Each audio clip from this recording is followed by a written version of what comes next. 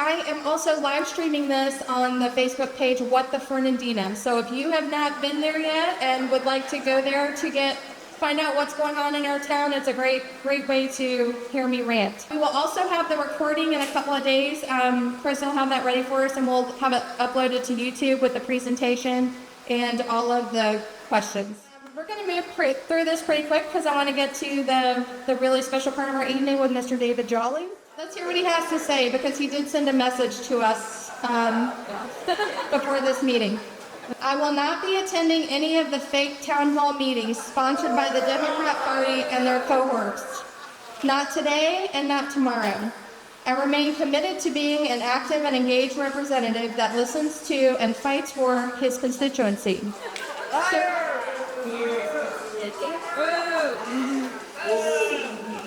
Serving the voters is my most important job as their representative in Congress. One that I take seriously each and every day, but I will not be participating in these Democrat attack rallies falsely billed as town halls. I have one request. If you all are not certain if you're going to fill out a card, if you would fill out a card in the back with your name and address, and on the other side, just write, hold a town hall. And I will deliver those to Congressman Bean's office the first of next week. So any questions you have today, I will deliver those. Like to ask a question of Mr. Jolly or a question to Aaron Bean, I guarantee you they're watching this. You can take a number in the back and I'll call them 5 at a time, and if you'll line up along this wall and move up to the podium, everybody will have about 3 minutes. Hopefully we can get everybody in. When the timer goes off, I'll give you a wrap up if you're not close, but just kind of wrap it up and let's move on to the next person. And I would also just like to give an update of how I invited Congressman Bean. I want to make this very clear. After the last town hall, I reached out to his office. I copied his aide, his scheduling person in DC, and the scheduling person here in Fernandina, and 2 news outlets to make sure that people knew that I was inviting Aaron Bean to this town hall, because I was accused of not doing that. I gave him 30 days to choose from. They got back to me immediately, said they would provide some information, and then they did not. By the deadline, I followed up, no response. So I scheduled this date. He's in town, he's in district. He was at Jacksonville today. He could be available, and we'll keep doing this until he shows up. So thank you for coming, and thank you for seeing that this is not a fake telephone. We're very fortunate. A little bit later, we have a special guest with us. Former House Representative from Florida's 13th District and political analyst David Jolly is here.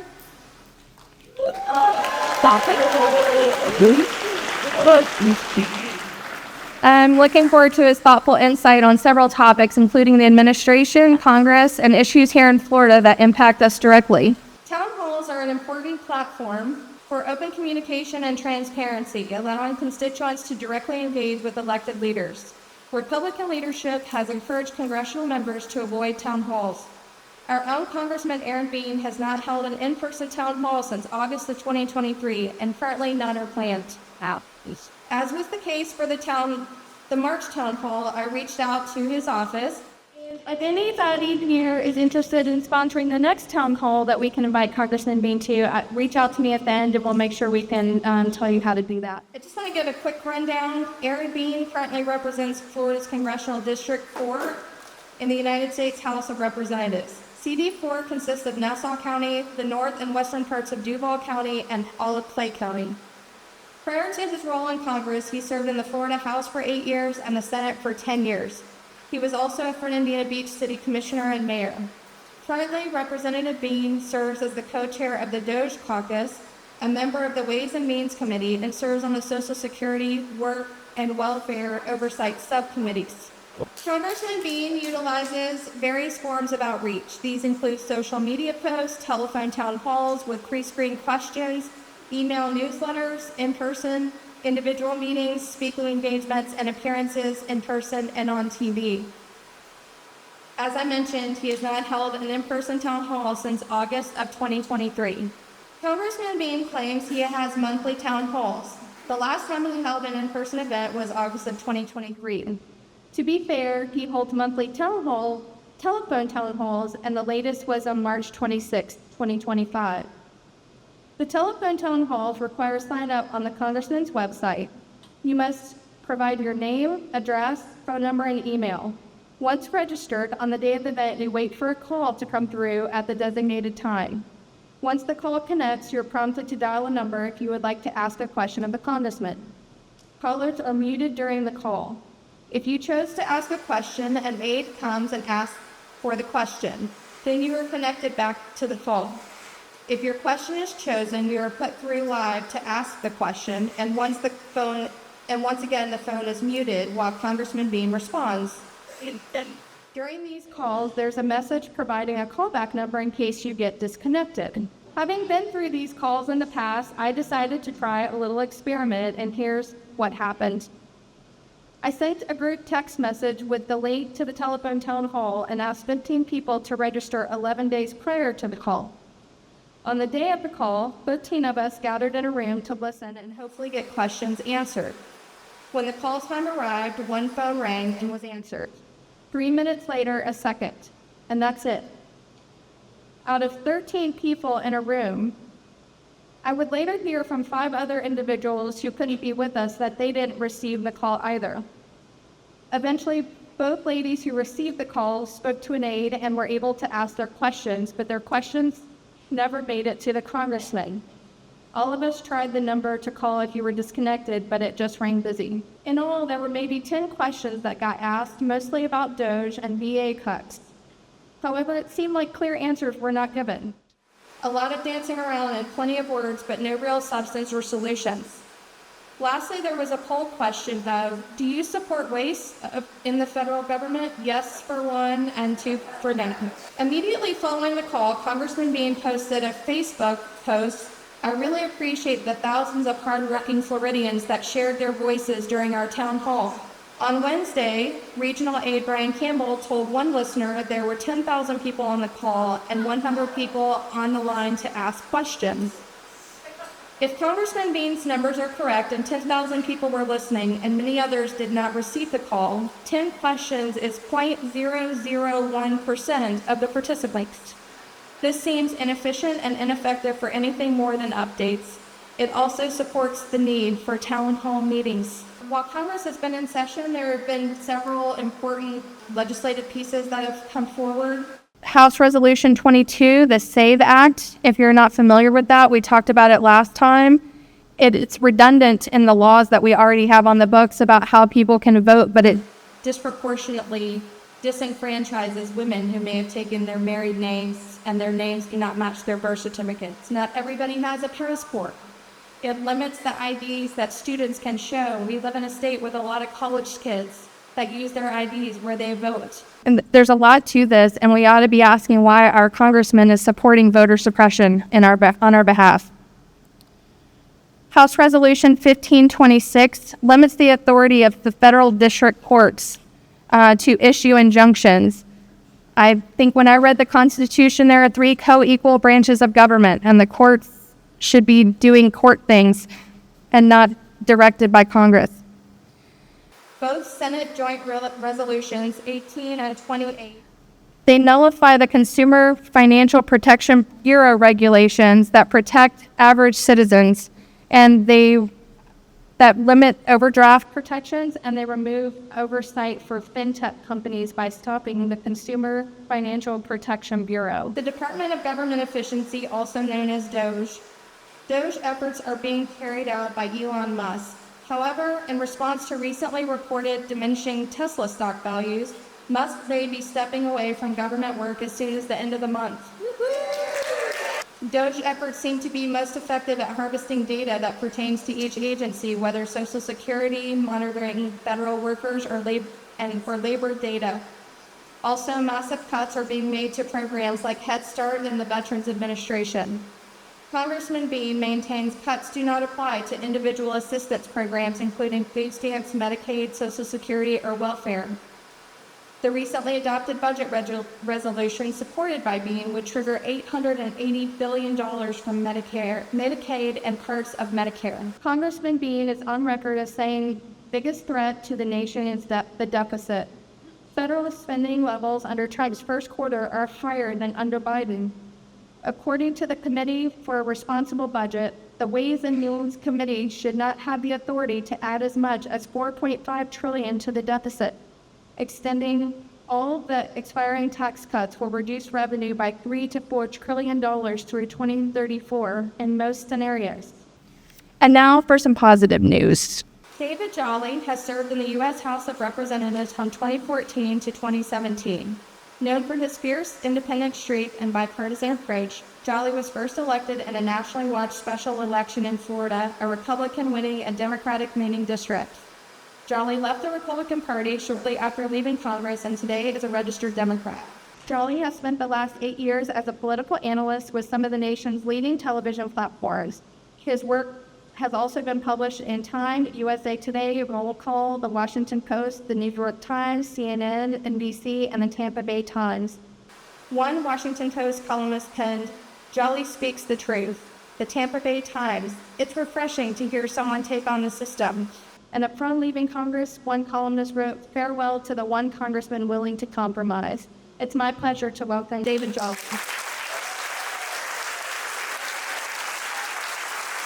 Thank you all very much. That's very kind. You know, often the one person who does not get recognition is the organizer and host, and we give it up to Sheila.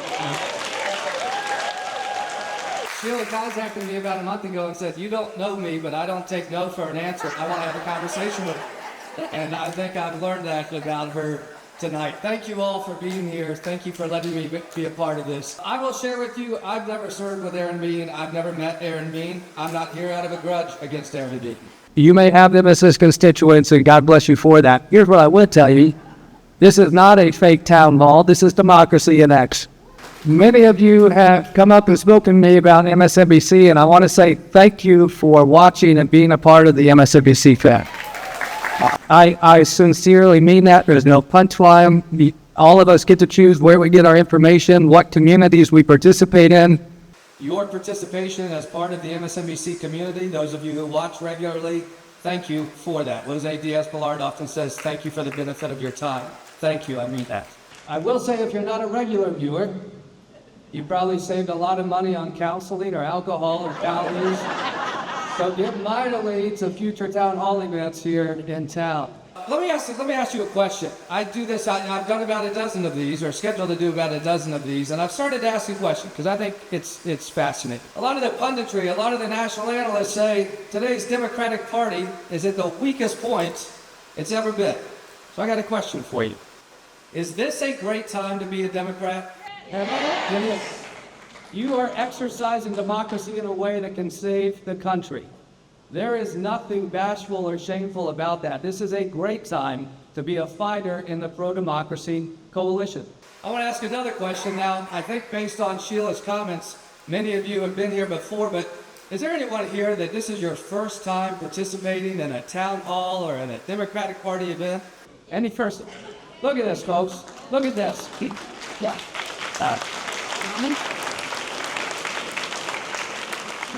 Let me tell you, just about everywhere I go across the state of Florida, somewhere between a quarter and a third of attendees, this is the first time.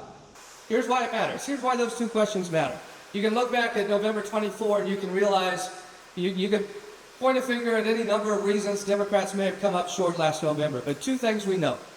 First, too many Democrats stayed home. You're not staying home anymore. You did it in November, but I promise you, Democrats are turning out now. There is an energy behind the Democratic Party and the Democratic coalition. Another important point. Donald Trump won in large part because he turned out a higher propensity of first-time voters who disproportionately chose to support Donald Trump. Look at the first-time people in this room saying, "I want to participate in the Democratic coalition because I think Donald Trump is wrong for the country." This is a new energy. This is the coalition that ultimately will take us back from the direction we're going right now.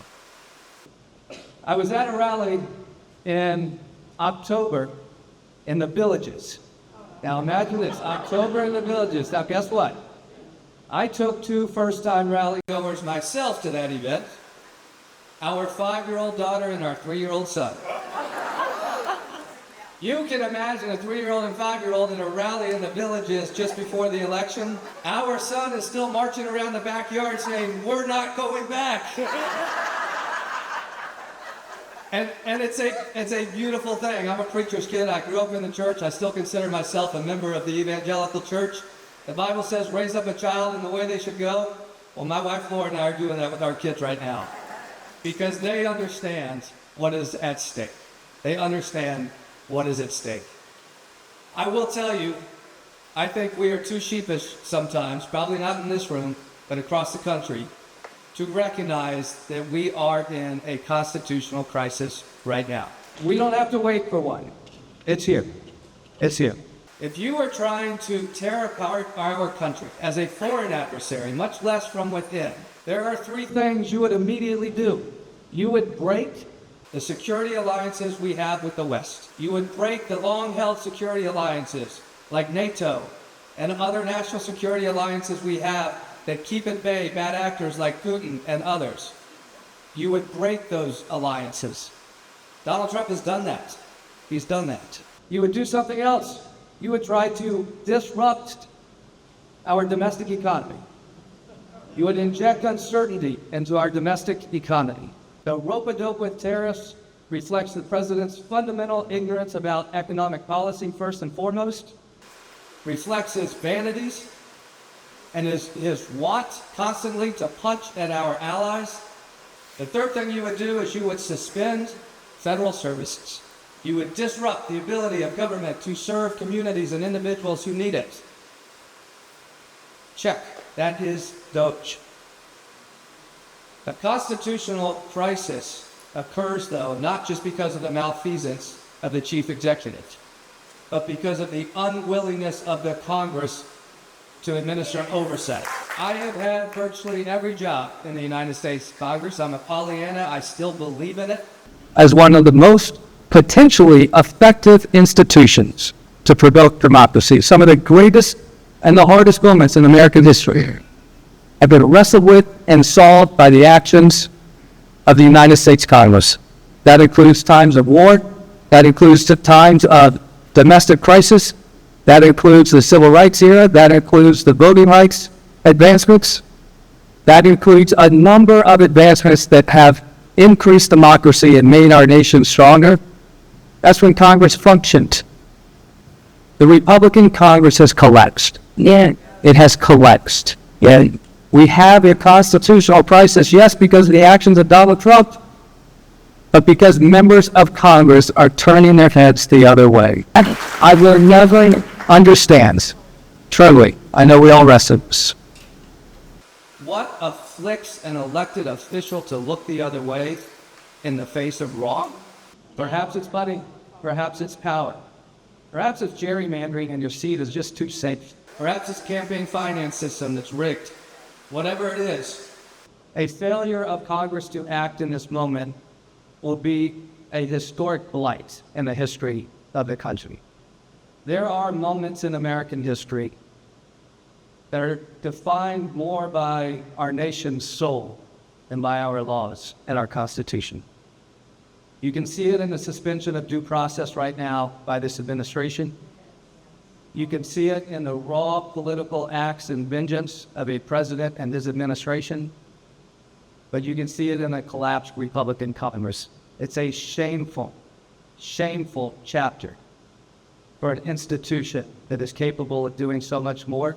And it's okay to use language like that. And it's okay to come out here tonight and say, this is not a fake town hall. This is democracy.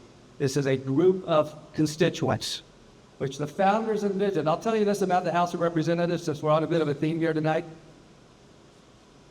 Truly, listen, I'm a student of the institution. I love it. Did you know that the United States Congress, the House, is the only place, the only position in the federal government where you have to be chosen by your community to serve? You can be appointed to the United States Senate to fill an open Senate seat. You are appointed to the bench and confirmed by the Senate. You can actually become president of the United States by acceding to the office during a vacancy. The House of Representatives has no appointments, none. It was designed to be the body, to have representatives who are closest to the people, closest to the community, and most dynamic politically, because every 2 years you stand for re-election. That's what you're doing here tonight. You're here to voice your concerns, to say, we're going in the wrong direction. We're concerned about the marginalization of communities across the country, the marginalization of people. We're concerned about our own economic security. Programs that we paid into that now we're not sure if they will be there because of the reckless disregard of Elon Musk and his dojis. That is why we are here. That is what we are participating in when we have these town halls. I will tell you also, another observation from these, and I share this, I presume a majority here are Democrats. I've already met a few Republicans here. I know there are some NPAs as well. I've met those as well.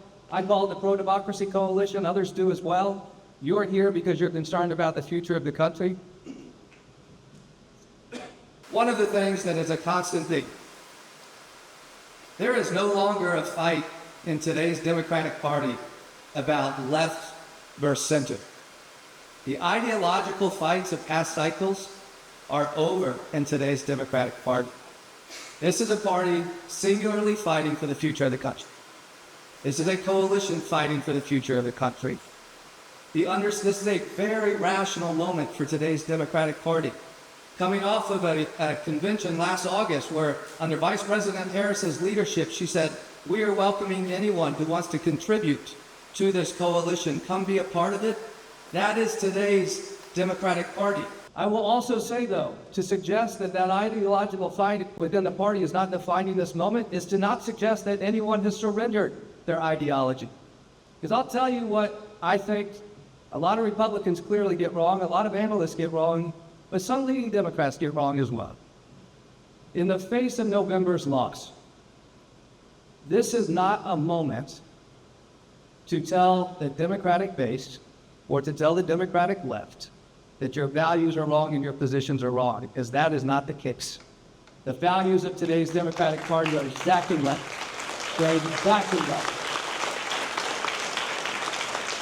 But it's embarrassing to see leading Democrats say we have to move our party. Somehow we have to grab a thread of Trumpism and appear like we're more centrist, more moderate. Whatever that magic is, that is wrong. That is not this moment. Some party in the United States has to fight for the marginalized, has to fight for an economy for all people, has to fight for a government that works for all people, has to fight for the dignity of every human being in this country, regardless of the God you worship, who you love, your immigration status, your race, creed, or color. That's today's Democratic Party.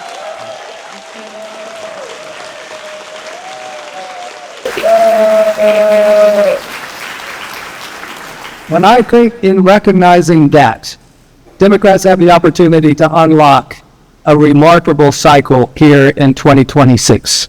What do I mean by that? It is important that this coalition, I'm including myself, continues to oppose the direction under Donald Trump. I believe he has defied the legislative powers of the Congress. I believe he has defied the judicial powers of courts.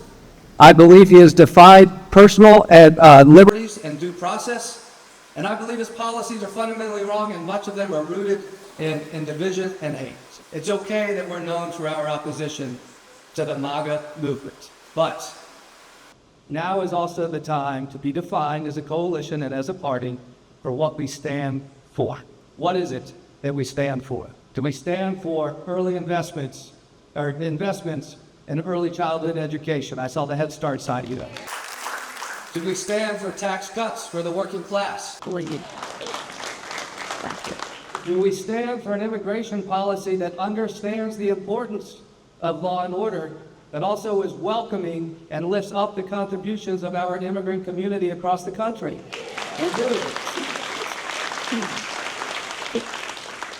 Do we stand for government efficiency that's rational and ensures no disruption of services where they're needed? Of course we do.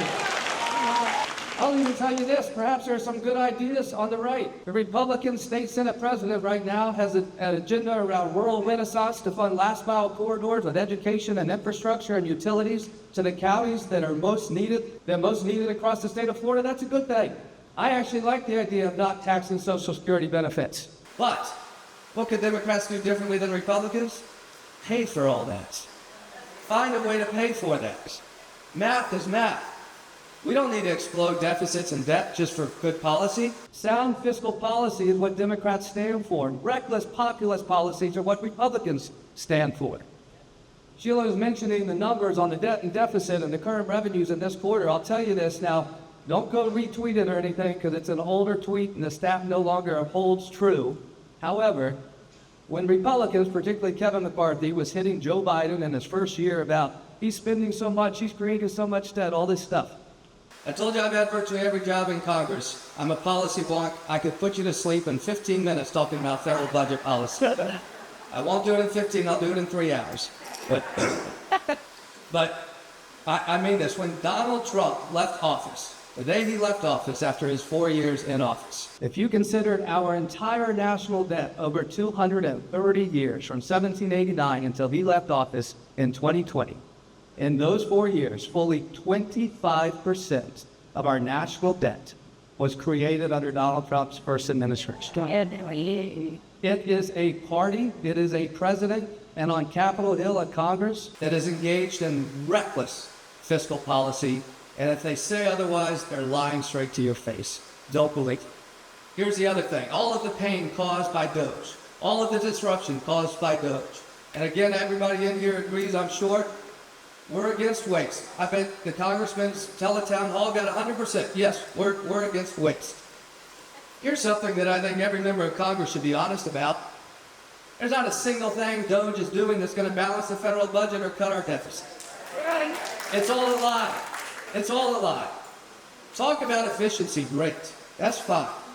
Don't give us a ruse that somehow you're solving our nation's fiscal problems through DOGE, because you're not.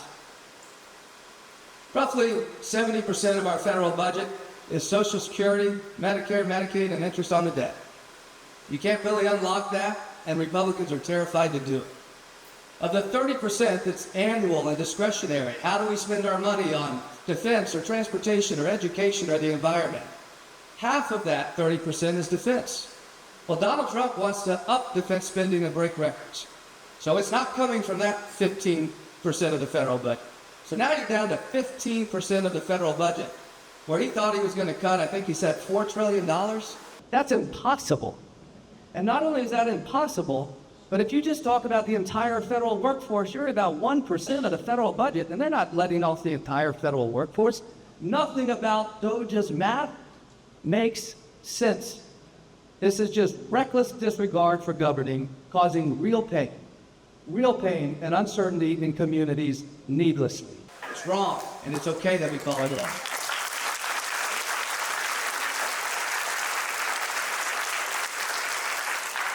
I mentioned to you it's important that we are defined by what we stand for.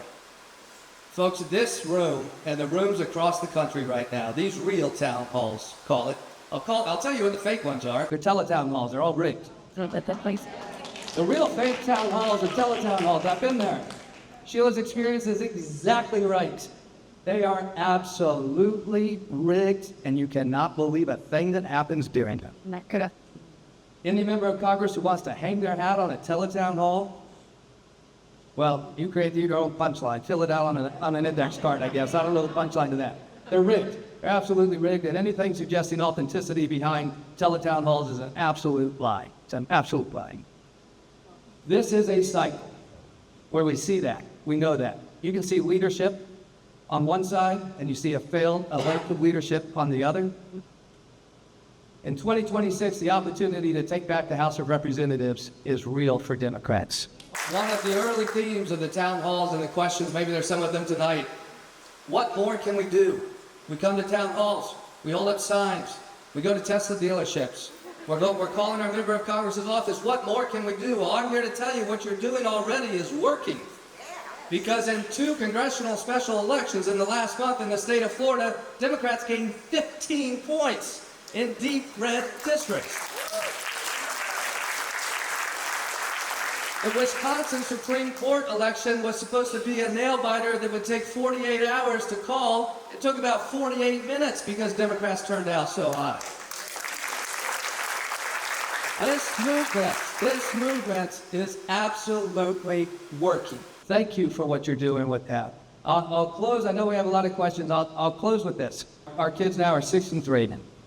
or anyone who's had kids or you have grandkids, for my wife and I, every day's a Monday right now. Every day. It doesn't matter what the day on the calendar is. Every day's a Monday. They wake up at 100% energy. They go to bed at 100% energy, and we collapse. I'll even tell you, anecdotally, I do think it's pretty amazing how, whether you believe in intelligent design or in faith or whatever it is, I do think the God I believe in has this remarkable way of creating in parents a certain resiliency to deal with whatever chapter your kids are in, except for one place. Never understood this. I don't understand why when the household is most tired at bedtime, the kids ramp up their energy and their parents are about to collapse. There's a mismatch there in how we've been designed with each other. But I share this story to close out. Our daughter, who was 5 years old at the time, she's now 6, or maybe she was 4, and every night we do a little reading time and I make up a story. I'll also tell you, any parents or grandparents, never make up a story early in their years that then turns into a nightly story you have to create over and over. Ours is Ernie the Elephant, Fred the Frog, and I have no idea how I came up with that one night, but there's now pictures of elephants and frogs all down our hallway because Ernie and Fred are just, they get in mischief, they get into trouble, but they've helped our kids learn their address, their street address, and their phone number, their parents' phone number, little lessons. In fact, I had to leave my daughter at the Panera table to go get her a drink. These nice ladies agreed to watch her one day, just while I went to the drink station. I had to leave the shop. And I came back, and the lady said, everything was great. We now know your street address. So I'm telling Carolina's her name. I'm telling Carolina a nighttime story about Ernie and Fred, and she interrupts me. You know, you got to imagine the scene, lights out, laying in bed, father, daughter. She interrupts me, and she says, Dad, will I be like you when I grow up? I'm talking about. It was that moment you sometimes not sure if you're going to have it or not. You've seen it in the movies. You felt it, that conversation with your kid. Carolina's the precocious one, and I will point out, she said, will I be like you, not I want to be like you. We'll see what that means, but it stopped me in my tracks, folks. And here's why. Because in that moment, I immediately thought, I hope not. I hope not. I wasn't expecting that response in my own head and in my own mind. I wasn't expecting. And here's why. The first was just the protective nature of a parent or a grandparent. I immediately saw before my eyes, you know, a daughter growing up and broken hearts and boyfriends and girlfriends and playground falls and doctor's visits and disappointments in sports or schools or whatever it might be. Part of it was just that reflection or that reflexive instinct.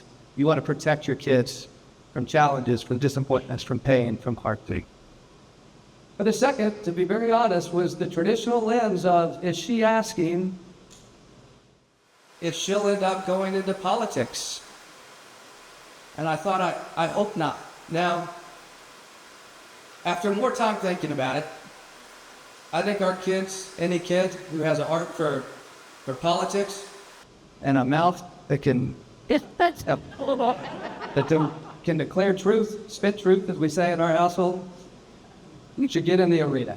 I don't want to discourage her from that. But what I thought in that moment is, our politics, the arena that I fight in most days, and you do too, has become so toxic and so broken and so dispirited. To live in a time when, as I mentioned, due process is just suspended at a whim. To live in a time where fundamental rights are under attack. To be in 2025 wondering if our daughter will grow up with the same opportunities and rights that our son does.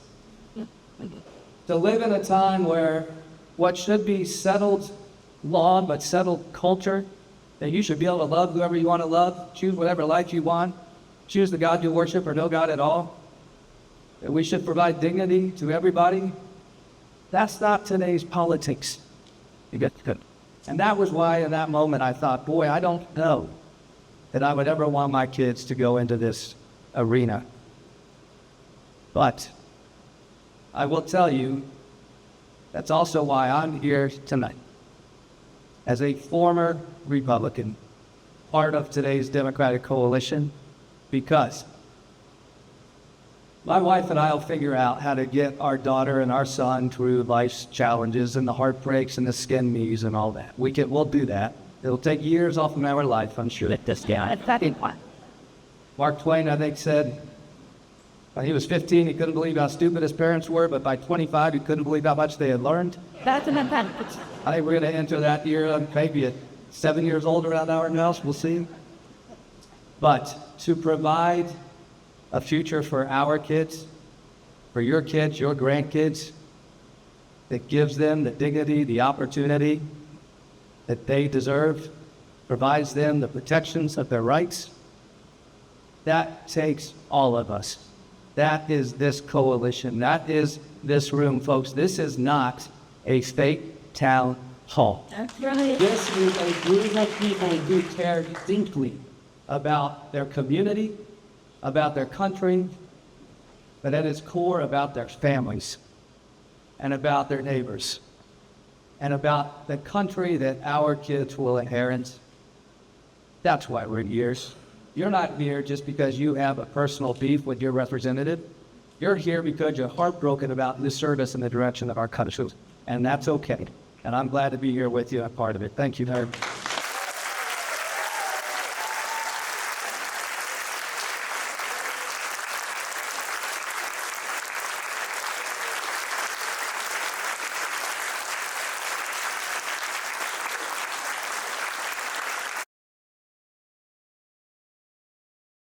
You know what? And for those of you who don't know, Saturday, 10 o'clock, you're going to be office. You're going to need to to the tree. That's public demonstrations and shown us that their definition of government efficiency includes self-dealing and corruption on it has most of its down. Apparently, the DeSantis administration has a similar definition, as he apparently redirected public money to the Hope Florida Foundation that his wife administers. They redirected the funds to dark money groups and attempt to essentially launder them in deceive corruption. So, what can we do? What do you recommend we do to hold them accountable, and how can we stop the shenanigans? I'll tell you how we stop the shenanigans. We elect more Democrats. Real quickly, can we give a hand to Noah right here, who might be limited connection to the Thank you for being here, Noah. Listen, the graft in Washington, we're watching it before our eyes. DOGE is nothing more than a culture war unleashed by the Trump administration to go after ideologies and people he doesn't like. That's it. To cause and inflict as much pain as he can. All the while, he's attacking law firms, media companies, and other private institutions because he's misusing and abusing the power of the executive office. As swampy as Washington, D.C. is, that's a good term that Trump coined 10 years ago, to the extent, probably recoined it. He stole most of his material, but D.C.'s swampy. But Tallahassee's far swampier than D.C. I promise you, the first time I started working in Tallahassee around some things in the Capitol, I thought, my goodness, how is any of this legal? How is it legal? And so part of what the DeSantis administration has gotten themselves into is they feel protected by what I call codified corruption. Our state's statutes allow most of this. They allow the governor and other legislators to have a slush fund that takes unlimited money from corporate Florida in exchange for official acts. It was a few years back, many of you may have followed the story, where the voters of Key West said we don't want large cruise ships in Key West because it's hurting the environment, it's hurting our economy. They voted to do that. DeSantis and the legislature used the power of preemption to say we're taking that power away from Key West voters. What happened a week later? $1 million check from the cruise industry went to Ron DeSantis. I think when I say elect more Democrats, here's why I mean it. It's the real answer. If Democrats control the House of Representatives right now, Elon Musk would be in front of a congressional hearing. Pam Bondi would be in front of a congressional hearing. If Donald Trump's entire administration would be in front of a hearing. Now, here's what I'll tell you. This is just, let me put my analyst hat on for just a minute about what I think's happening in Tallahassee. There's this fight between Byron Donalds and Casey DeSantis and the DeSantis camp and Donalds and the Trump camp, and it's going to be magical to watch between now and their Republican primary. DeSantis is learning he doesn't actually have any friends in Tallahassee. That he just bullied them for the past 6 years, and his time has run out.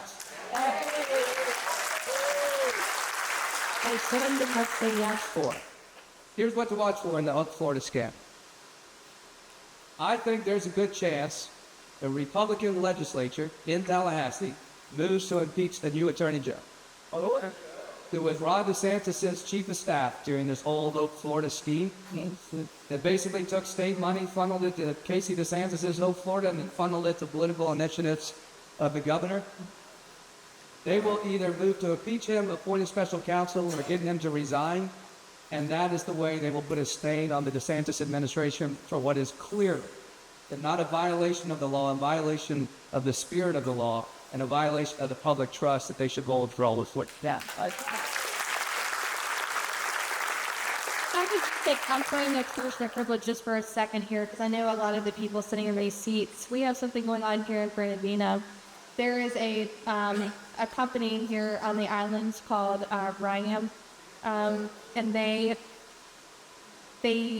use timber, and they produce some side products that go for different materials, pulpwood, but they want to manufacture bioethanol. And the city of Fernandina's Land Development Code says that that's illegal. Chemical manufacturing is illegal in the city. So it wasn't enough that they're suing the city in federal court and state court to build their plant, saying that the city did things wrong. But now they've got legislators adding special language, just one line about this bioethanol plant in Fernandina Beach on a barrier island. And so it is happening that people who don't live here are about to make decisions for everybody that lives here and everybody who visits here. So thank you for saying that. Look, if I could just add to that, because Republicans used to like to say democracy is best when it works closest to the people, or that the people oppose the most important. That's a bunch of hot garbage from Republicans right now. Look at three things they're doing. The power of preemption, most of you know what it is. If not, you just heard it. It's when local voters, local jurisdictions vote for something, pure democracy, and Tallahassee says, no, we know better than you, we're not going to allow it. They only preempt votes where Democrats are victorious. They don't preempt Republican local initiatives. Gerrymandering is another way that they're intent on crushing democracy.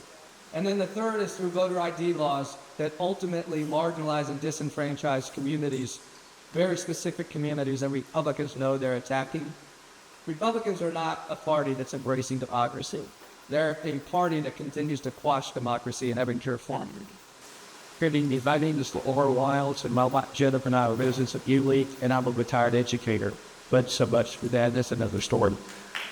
Question that I have for both Congressman Aaron and Jolly, and Congressman Bean first.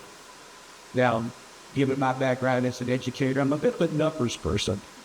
That being said, the last time I looked, Congressman Bean's margin of victory back in November was right at about the 15% threshold. So to me, if my way of thinking, that puts him in a danger zone. And I'm not sure why he thinks he could dodge a meeting such as this and call us things and what have you, and not pay attention to the numbers and to the payments people might be cared on. Number two, and my question goes to former Congressman Jolly. There is a hot rumor going around that you might very well be a candidate for governor. Aren't you ready to think we go back home, and you still investigating? Thank you.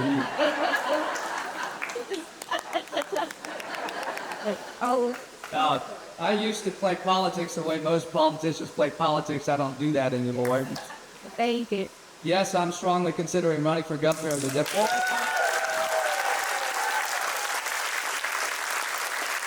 Thank you. Thank you. It wasn't unanimous, I realize that, but thank you. And we're going to make the decision very soon, probably in the next 4 weeks. So, you know what? I shared a little bit in this room. This is my last event before the news cycle for me changes. So about 7 o'clock tomorrow, start to look on the news, on the internet, on your social media. Yeah. But here's what I'll tell you. I've probably run more campaigns and I know I've run more campaigns than I've been a candidate in. Probably run about 30 campaigns over the course of my professional life. I've been a candidate in 4 or 5. I promise you in the state of Florida, we have not seen a cycle like this in about 20 or 30 years, and we're not going to see one for another 20. Here's why. It's an open seat governorship. There's no incumbent. It is a change election cycle like we rarely see. Republicans are arrogantly counting out Democrats in the state of Florida. And here's the other thing about running for governor in a statewide office. Donald Trump and Ron DeSantis are just the scene setters. The chaos, the anxiety, the uncertainty. We all feel it and we know it. But running for governor of Florida is not something you wake up every day and have to talk about Donald Trump. You meet voters exactly where they are. And this feels different in 26 than in 24. Because we get to talk to voters about an affordability crisis that's fueled by a property insurance crisis that Republicans have created and done nothing to fix. We need a state catastrophic fund in the state of Florida to remove natural disaster perils from the private insurance market, cut your property insurance in half. In half. So it impacts with homeowners, from renters to retirees to homeowners. Everybody benefits from that. You could even move the natural disaster perils in the car insurance industry into a state catastrophic fund and stabilize or bring down car insurance rates that have gone through the roof since COVID. Here's another way to meet voters where they're at in 2026, is to talk about reinvesting in public education.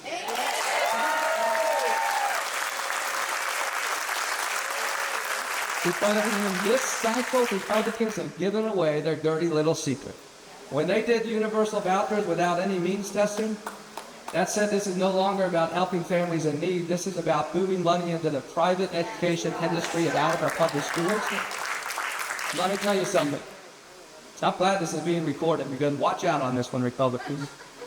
You've got Republican-performing voters across the state of Florida who are angry about the bill of goods that the voucher system sold them and it's no longer working for them. And I hope every Republican hears this and understands this. You started handing out $8,000 checks. 70% of the families that took them were already enrolled in a private school. You just gave them $8,000. Guess what the private schools did? They raised their tuition by $5,000 to $8,000. So families who thought, oh, I'm getting a voucher, now I can afford to send my kid to private schools. No, you can't. Not anymore. It is universal, and the economics do not work. It's about to collapse on itself. Here's the other thing they got wrong. You didn't means test it, but you also don't require private schools to provide the same services that public schools have to provide. And I will tell you, many people in today's MAGA coalition are simply okay with a permanent underclass in the state of Florida and the countryside. No.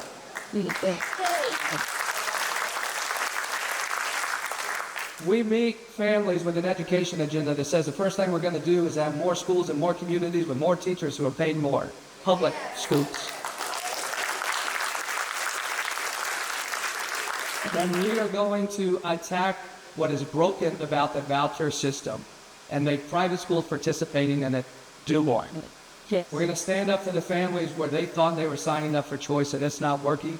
Folks, we don't have school choice in Florida, we have a false choice. Because if you're looking to leave your private school, there's no longer a public school. Because our state has abandoned it under Republican control. And the last thing I'll tell you, it came up earlier about meeting voters where they're at. I think most Floridians and most people across the country are tired of looking at Tallahassee and saying, they're getting theirs, but I'm not getting mine. That they're engaged in rats in Tallahassee. And it's wrong.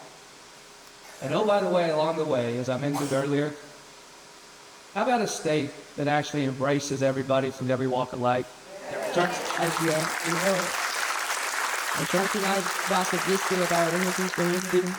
That recognizes the importance of our universities to provide a very diverse education environment for our students. I'm sorry I'm doing all that, but you asked a very important question, and obviously I'm fired up about this. I'm not afraid as a parent of a 6- and 3-year-old or 4-year-old of what my kids get exposed to in school. I want them to be exposed to the greatest diversity of thought and education that the system can provide.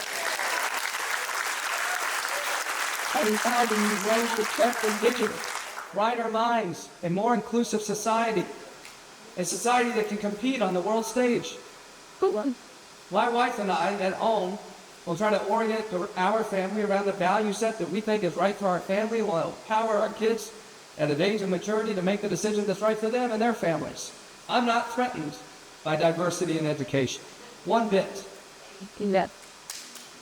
I'm careful how I say this, but maybe not so much. I think the culture warriors who are using the state education system to close off the minds of kids are just simply insecure in their own parenting. Yeah. We can trust public educators with our kids as time to stand. Spying or stealing is, I'll call it, their heads in the sand, or they're starting to pull their heads out a little bit. Yeah, the one thing all politicians understand is political fear. I want to make sure I'm very clear. Political fear, electoral fear. This is not a moment where Democrats need their own January 6th. We would all condemn it. But they understand when their seats are in jeopardy.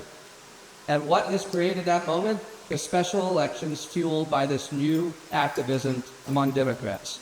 Think about that. In deep red, Panhandle, Escambia, and other counties, and down south of here, about 100 miles or so, you had 30-point Republican districts perform at only 15 to 16 points.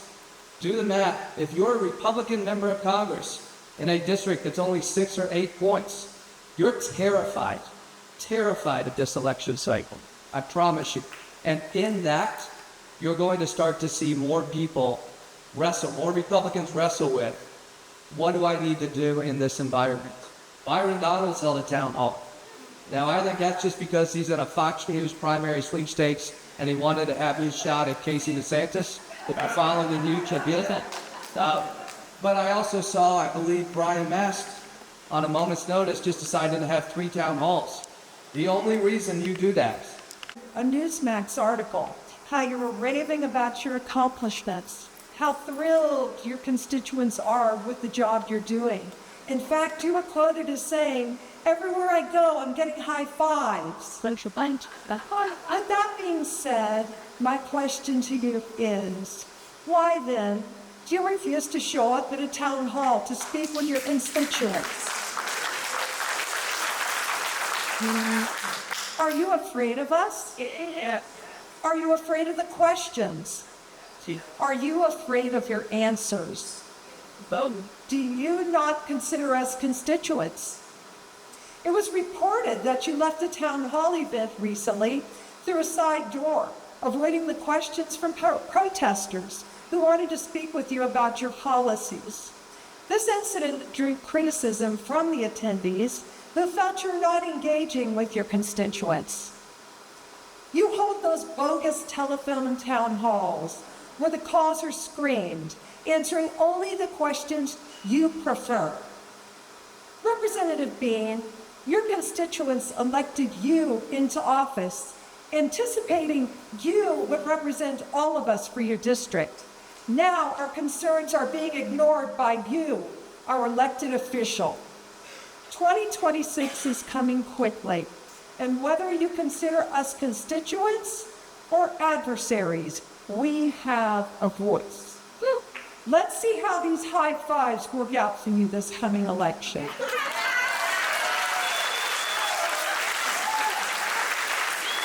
Thanks, Sarah. And for Representative Jolly, I wanted to ask you your feelings on the gerrymandering. How do you feel that's going to work for us? I'm asking Representative Jolly how he feels about gerrymandering. And Look, I think gerrymandering is one of the greatest threats to democracy that we've seen. The Supreme Court has ruled it's a political question, which basically has ripped away most of the ability of the courts to say there are any rules or restrictions to it. And so you have states where, it was a Wisconsin case that actually tested the Supreme Court most recently. and I believe 58 or 60% of voters voted for the Democratic candidates in their state house, but Republicans won about 60% of the seats because of the way it's been gerrymandered. Look, I think in the electoral reform space, there's a lot we could do. I think gerrymandering reform is number one. Ultimately, it's about accountability. I was in a 50-50 district. I won it twice as a Republican. President Obama won it twice as a Democrat. I woke up every day having to think about my constituents, not about my party. There's a forcing function to competitive seats that ensure better democracy and ultimately create better accountability. I also think a party that opens up its primaries, I understand party primaries are private, are party activities, but if you want to grow a coalition, the fastest growing voter registration group are independents right now. Be the party that reaches out and says, we want you to be a part of our coalition, because the other side doesn't. And yeah, I just think we've got to attack campaign finance reform with everything we've got. Everything we've got. I test a different theory in politics. You know, a lot of former Republicans will say, I didn't leave the party left me. That's not my case. I left the party, and I'm proud to have left the party. I grew. I changed my mind on some issues. I test a different theory of politics. Is it okay to change your mind? Campaign finance is a perfect example. Coming up where I thought money is speech and should be protected as a private participation in democracy, I've done a 180 and believe we should have public financing of campaigns. Gerrymandering, the primary process, and money in politics, if we could just knock out one of the legs of that three-legged stool, but go after all three, watch out. I promise you something that'll happen. Republicans won't win another election if we do that.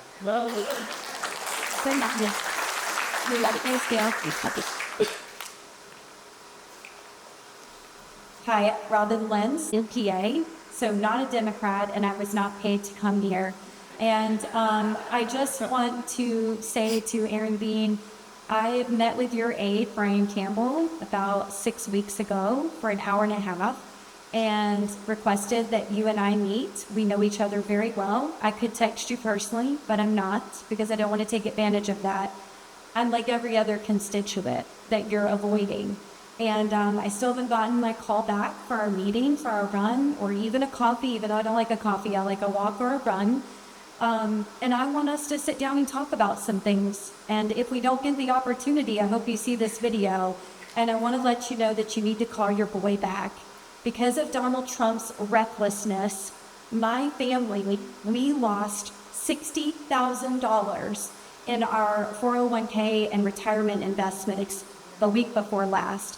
And I am a very hardworking public educator, and my husband is an engineer. We live in a 1,680 square foot home that we've owned for 20 years with 2 children, 15 and 11. We work our butts off. And when I think about it takes me over a year to earn that much money that we lost in 6 days because of the man that you support is playing a game with our money and our economy. So I am asking you, for the love of our country, Aaron, please step up and stop the madness. We need less than 10 Republicans in the House and some senators on the other side. We need you guys to step up and do your job. There are checks and balances for a reason, and I would like you to check your boy, please. Thank you.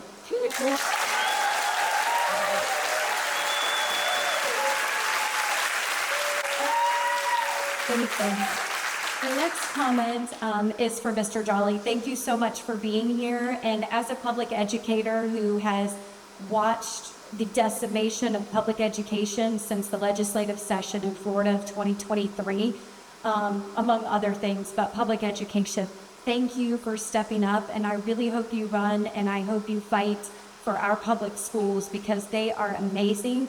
Our teachers are the hardest working, most loving, caring people, and they need some support at the state level. So thank you.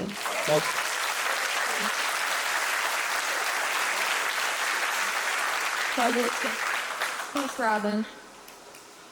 Libby Troy, I'm a president of Fernandina Beach. And I have the sign that I would like a representative to see. Where's Waldo? Where's Aaron? I've been to four different protests, really, actually looking to meet my representative who I'd never met. I actually, last night, was going to go to see our representatives at Jacksonville University, but I was not able to get in. Basically, it was pretty much closed to a private audience. So it was at the River House, and there was no way for us to really get in. And I think after listening to the virtual town hall that our representative had, I was one of the 12 people who was waiting to ask a question. And it is very obvious to me, Aaron, that many of those questions that you took were probably glancing the audience. Very simple questions for you to answer. And the other ones that you did answer, you really talked around the question and were not direct with any of your answers. I'd just like to meet you at some point in time. I'd like to have a discussion with you. I'm a retired psychiatric nurse practitioner, and I have many questions about health and mental health and well-being in our community. Thank you. And thank you for coming very much. I'm just ecstatic that you're here. I watch you regularly. And I just want to tell us a story about a young teacher that I met at Farmers Market who teaches in Jacksonville. She teaches first grade.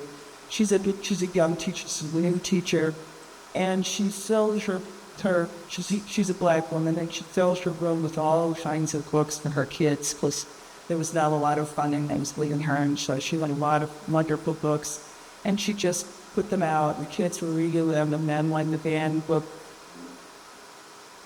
appreciating happened, she had to remove all her books, and one little boy came up to her and said, "Well, Miss Keynes, where are the books? What happened to our books?" And I think that's just an example of how we're hurting the kids of this state. And just aside, I was listening to Jeff and Heilman and Sheldon Whitehouse the other day, and Heilman was asking Whitehouse, well, what do we do in 26? And they basically the answer was, we figure out Florida. Really focused on what's going to happen in Florida. So I really was ecstatic to hear that you were coming to this community. Thank you so much. Thanks, Debbie. Anybody else who has a ticket to speak, you can go ahead and get in line, and we'll love to hear your thoughts. I'm Gary McManus, and I live on Jacksonville's west side. I'd like to address my first question to Aaron Bean. Do you believe that Trump's refusal to obey a Supreme Court ruling is a constitutional crisis? If you don't, can you provide me with a single instance where you have exercised your oversight authority as a member of a co-equal branch of government to keep the executive branch in check? We're looking for what? Be a representative, not a rubber stamp. Mr. Jolly, thanks for being here.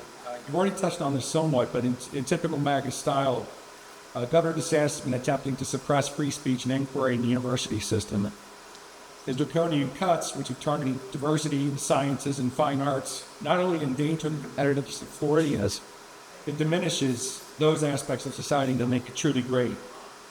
So what can we do to undo the damage that's been done? There's so much damage that's been done under MAGA. What steps can we take to start putting the pieces back together? Yeah, a similar answer to before. In addition to using your voice, I really mean this. Elect Democrats. Elect Democrats. And here's why. One of the first things a Democratic governor could do in the state of Florida is remove most of the board members who have completely destroyed higher education in the state of Florida.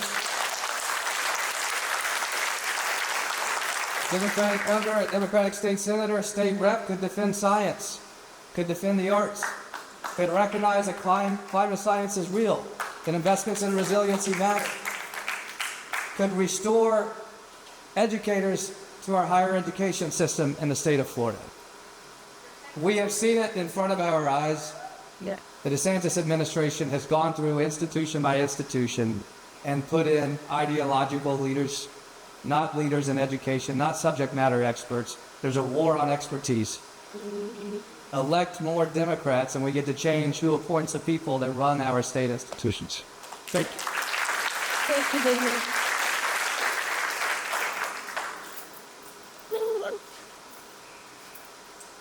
Thank you. I'm asking a question on behalf of Susan B. Favors, 35497 Braddock Road, Callahan, Florida. This is addressed to Mr. Bean. The National Voter Registration Act of 1993 was enacted to help more Americans vote. Section 5 of the Act requires state motor vehicle offices to provide an opportunity for voter registration to anyone at the same time that they apply for a new or renewed driver's license or state identification, and requires the state to forward the completed application to the appropriate state or local election official. Section 6 of the Act allows voter registration applicants to submit their voter registration forms by mail. Section 7 of the Act requires state agencies that provide public assistance, including those that administer federal assistance programs, to assist their applicants and clients in registering to vote during the application process. Section 8 of the Act sets out requirements of how states maintain voter registration lists for federal elections. The Act deems as timely those valid voter registration applications by eligible applicants submitted to designated state and local officials or postmarked if submitted by mail at least 30 days before a federal election. The Act also requires the notification of all applicants of whether their voter registration applications were accepted or rejected. The SAVE Act was passed by the House of Representatives on April 10, 2025. This act amends the above sections of the National Voter Registration Act of 1993 to require proof of United States citizenship to register an individual to vote in elections for federal office or any other purposes. Facts from the Heritage Foundation and the Perkins Institute that do detail the lack of widespread voter fraud. In the highly contested state of Pennsylvania, Heritage data goes back 30 years and covers 32 elections with over 100 million votes cast and found only 39 cases of voter fraud. The Perkins Institute notes that the percentage of fraudulent votes in Arizona over the last 25 years of elections was a minuscule 0.000845%, and no election outcomes in the U.S. have ever been altered by ballot fraud. So with this, the SAVE Act removes the Federal Election Commission and inserts the Election Assistance Commission. The question to Mr. Bean is, what is the purpose of this change? Both agencies are independent. And last, would the SAVE Act end the registration of voters when they apply for a driver's license? And in my own time, can you guys hear me okay? Yes. So, in light of the fact that Representative Bean is not here, I feel that he doesn't deserve the comments, and so my comments are to the rest of the group. Our country needs us now. I have had the benefit of seeing our diplomacy in action for 2 decades of my life. I spoke at the last session. I started my career as a Peace Corps volunteer in Guatemala in 2006. For the last 14 years, I have been implementing USA projects. In February, 96 of our projects were terminated at my agency. We were part of the 5,400 that were terminated. April 15th, 75% of our U.S. workforce was laid off. I am in that group. So to Robin's point of those that are individually affected, I have lost my job. I have lost the sector that I love that has espoused our American morals around the world. And it is clear to me that this administration does not care about voters, constituents, veterans, education. They are cutting CFPB, which is Working for People. They are cutting AmeriCorps. They have cut USAID. This is not an administration that is acting in the behalf of the American people or our democracy. And we all need to stand up and say where we stand on this. It is uncomfortable, but we have to fight for our democracy. I know what kind of nation we are. I have seen it in action for 20 years. I know that we are better than this. It is not a zero-sum game. We have to work together. We have to fight. We, the people, have a voice, and we have an obligation here to show up. So I thank you all. Show up today, show up tomorrow. Your country needs you. And to Mr. Jolly, I look forward to being a part of your campaign team as you run for governor.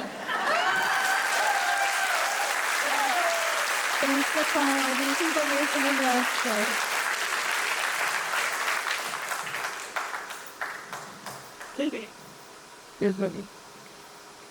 I'm Red Angus, and I live in Fernandina Beach. And Representative Bean, I have a question for you. I have concerns with the eroding of the boundaries between the three branches of government.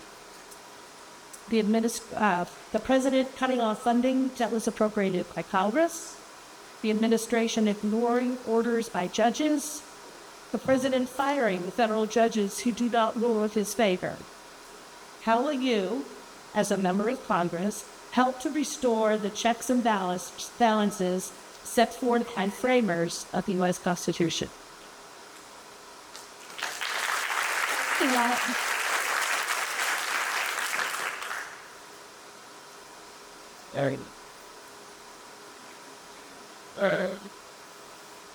I'm going to start with a question for Congressman Bean.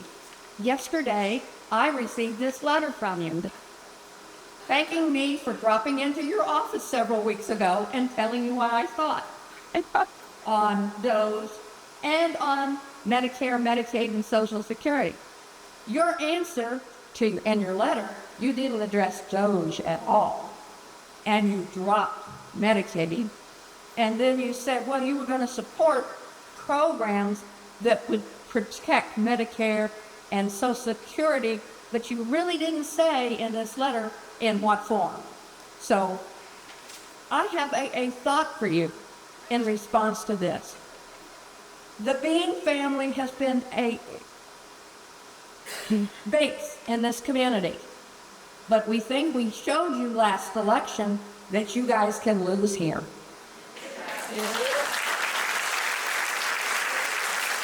This community stood up. Oh, by the way, I'm Carla Wizard and I live in Ewing, so I didn't get to vote, but I'll get you out. And I also told several organizations that you could do it because the numbers were there. I'm the numbers person. My question for Mr. Jolly, if you should run for governor and get elected, would you support Medicaid and get the diverted money back from the Hope Foundation to the state? The state of Florida should embrace Medicaid expansion. Yeah. And, oh, by the way, the cuts the Republicans are considering for Medicaid as is right now, I believe the... Yes, Catherine, I'm living in Fernandina Beach, and I have a question for Mr. Jolly. I'm very glad you're here. And you touched, I have a question that I'm not sure there's really an answer to, and you touched upon it in your comments.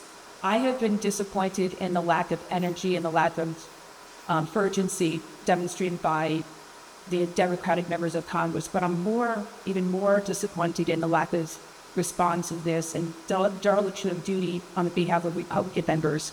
Do you think we will ever get to a point where the Republicans come to their senses and actually start doing their jobs? I'll be honest. I mean this with lament. I really do. I've given up on the Republican Party. I guess I gave up on it 8 years ago when I left the party. Look, I was never a good enough Republican ideologically. Even when I was in office, I supported marriage equality and climate science and gun control and go down the list. Republicans didn't want me, and Democrats already had their tea, right? That was just coming out of the Tea Party years, and then Donald Trump comes in, and in December of 15, he calls for the Muslim ban, and I went to the House floor and called on Donald Trump to drop out of the race in December of 15.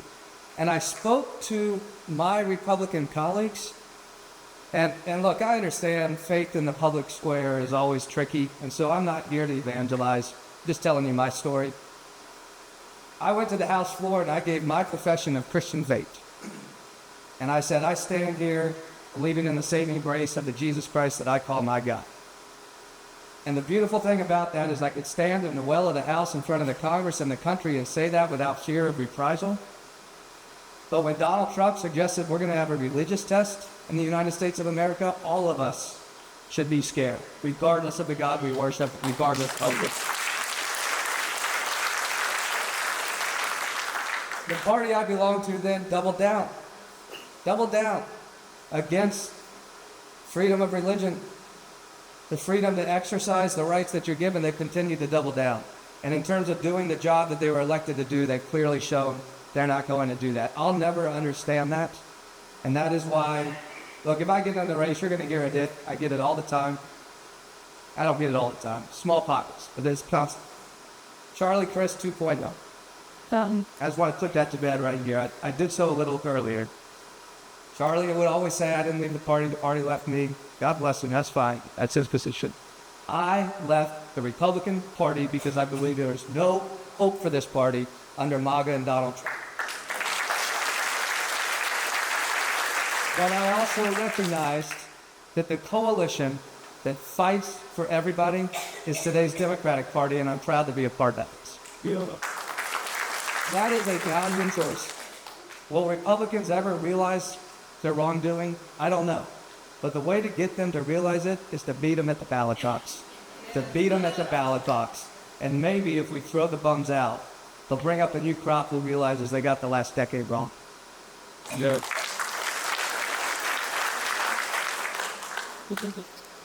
Occasional administrator from another state, but I see what's happening here in Florida, and the disrespect to the teachers was infuriating.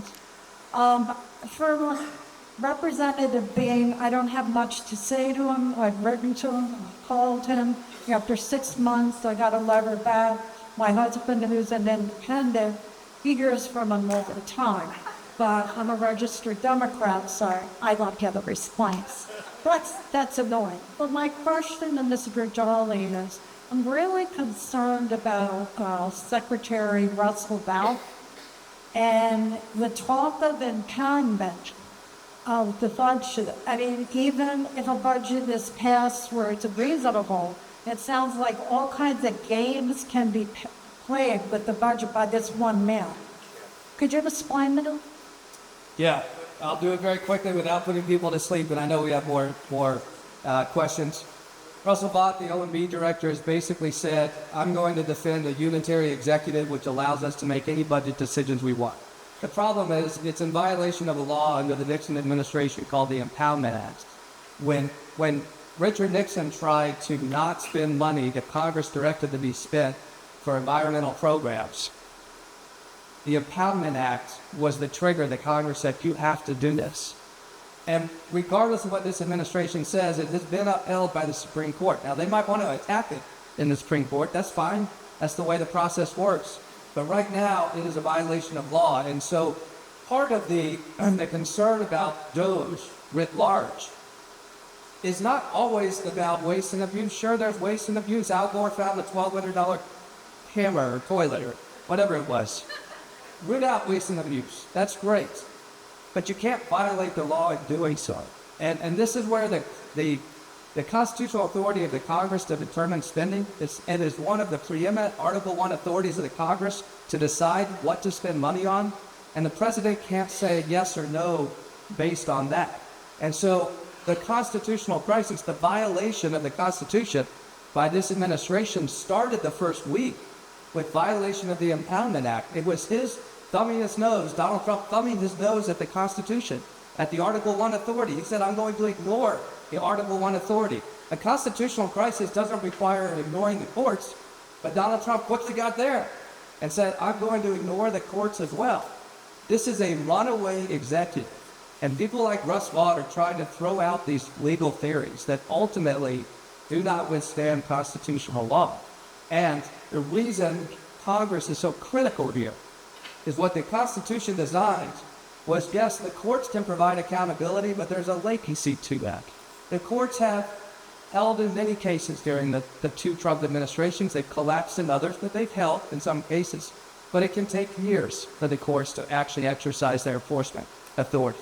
The founders envisioned the Congress as the fire truck that would rush to the scene of the accident when the executive lost his mind and started breaking laws.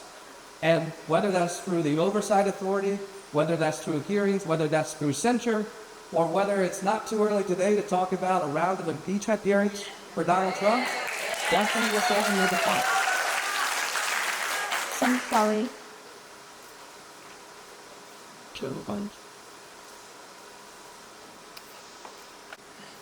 My name is Janet, and I'm here in Fernandina Beach. And I want to address this question to Representative Gordon. I was so naive that when I heard that we were going to have this town hall, we were actually going to see you and you would respect us. So I was very shocked that here in beautiful Fernandina Beach, I mean, look at the people here. Do they look menacing at all? Yeah, Lincoln. So I thought that I was going to first congratulate you to have the audacity, the bravery to come and face people like us that vote, that care for our country. And then, of course, I was disappointed. So I am very sorry for you that you think we're fake. I'm not fake. I don't think anybody here is fake. So shame on you because of that. And I was really hoping that you would come. However, I prepared for this. This is my first town hall meeting, and I prepared because I wanted to give you the benefit of the doubt. And one of the questions that I have is Social Security, and I know that many people here have the same question, but everybody knows that the Social Security Trust Fund is projected to be depleted by year 2035, just 10 years from now. Without reforms, payroll taxes would only cover about 83% at scheduled benefits, leading to an immediate 17% cut for all recipients. So there's several legislative proposals and policy options that have been introduced to address Social Security long-term solvency. You say that you're pro-Social Security, but there are some measures out there like lifting or modifying the payroll tax cap. This cap is currently limited at the amount of income subject to Social Security taxes to $168,600 in 2024. What is your standing on this? Or what is your standing? How can we salvage Social Security? That's for all of us. We put money into it, so we expect the money that we put into it. And for your representative, Mr. Joel, thank you for being here. But I wanted to ask you the same question. How would you solve, or what would you recommend to fix the problem that we're facing with the Social Security right now funding? First, you acknowledge the issue, which many politicians won't do. Math is math. I mean, this is an area where politics gets really squirrely. Math is math. The first thing we should do with Social Security is recognize the out-year obligations as debt. Put it on the balance sheet and say, this is what the shortfall currently looks like from an actuarial standpoint for all of the upcoming retirees who are going to be the ones at risk when the fiscal cliff happens with Social Security. Right now, there's this ignoring of math, and so every 10 years they punt it down the road another 10 years. Eventually, that's going to catch up with us, and eventually it's going to collapse upon itself. The solutions could be varied. As you mentioned, you lift the cap on the payroll contribution of people who currently don't have to contribute another dime after $162,000, $164,000. You could also model it after a state employment or federal employee retirement program. Federal retirees only have about 6 or 8 options for how their funds are invested. It's not the true privatization. You can't trade stocks with it. But you could actually take of the 6 points, for instance, you could secure the trust fund for probably 50 years if you said, we're going to keep 3 points in a guaranteed government market, and we're going to open up the next 3 points to the federal retirement program. And you don't have to do it with people who are crunching Social Security now. I mean, one proposal that I wrestled with in Congress is to say, if it takes 40 quarters to earn Social Security and Medicare benefits, right? You have to have worked for 40 quarters for 10 years, paid into the system. Then we should vest it then. When you have 10 years in, you're vested. That's recognized as an out-year obligation of the trust fund, and we are going to own it just like we own any other debt in the country. But if you are yet to enter the system, it might look different, but it's actually going to be stronger than the current system we're at. You can choose your reform. I'm not here to advocate for any one of them. I'm just here to suggest that math is math, and when politicians ignore the math, that's when we get ourselves in trouble.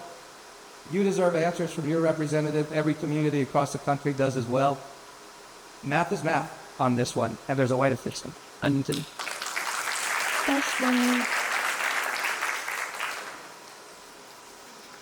Are primarily blue-collar workers, families, sometimes the whole family in the car, making ends meet, working 50, 60, sometimes 70 hours a week.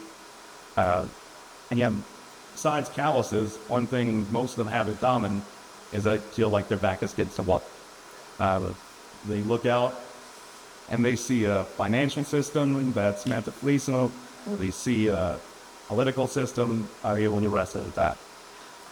So, my question to you, considering the inflation, raising the price of everyday goods, rising rents, inaccessible health care, all the rest, there's so many families right now, the American dream either looks out of reach or incredibly fragile. What do we say to those folks? But also, what do we do to fix it? Yeah, I appreciate the easy question. It's like, I think economic policy of the parties ultimately are a reflection of the party's values and of the coalition's values. And so you can start there and say, if I look at the Republican economic policies right now, do I see a value set that's going to fight for every family like you just discussed? Or do I see a value set that's going to say, we'll let the rich get theirs, and we'll let the middle and lower class fight for the scraps that are left? That's certainly what it feels like among Republicans. And I think when I said this is an opportunity for Democrats to stand up for what they stand for, but the reality is, even though we were hit with this historic inflation crisis, long fed by COVID and federal stimulus to touch it, reduced interest rates by the feds, by the time Joe Biden left office, inflation had stabilized or was coming down, real wages were up. More people were going to work than ever before. We had tight labor markets. The stock market was at an all-time high. Access to housing was at historic highs. Access to education and healthcare were at historic highs. And so, yes, the anxiety of inflation was real, but the structure, the fundamental structure of the economy was actually getting ahead and working. For Fed watchers, it was the soft landing, right? It wasn't instant relief, but it was the soft landing. Trump has come in and disrupted economic certainty on the world stage, attacked the Fed, and made people feel less secure about their own economies. And what does that do to the family you described who is probably not in the market? 45% of this country is not in the markets. Their economic anxiety is not around the performance of the market. It's around whether or not they're going to get a W-2 paycheck in 10 days or not. And if corporate America freezes and recedes and pulls back because of macroeconomic security by Republican policymaking, that family feels the hurt. So what can we do as Democrats? Yes, there's macroeconomic policy values that differ from Republicans. We probably lose the conversation if we're talking about Fed policy for stabilizing the economy. But I do think in this environment, everybody is feeling the affordability crisis. And so yes, we can talk about the values of democratic economic policies that believe the economy should work for all people. But what are we doing on a daily basis? When I mention some of the issues here in Florida, I mean it. A state cap fund that reduces the cost of housing across the state, lowers rents, lowers the cost of access to housing, lowers retiree housing. A state that actually invests in workforce housing, right?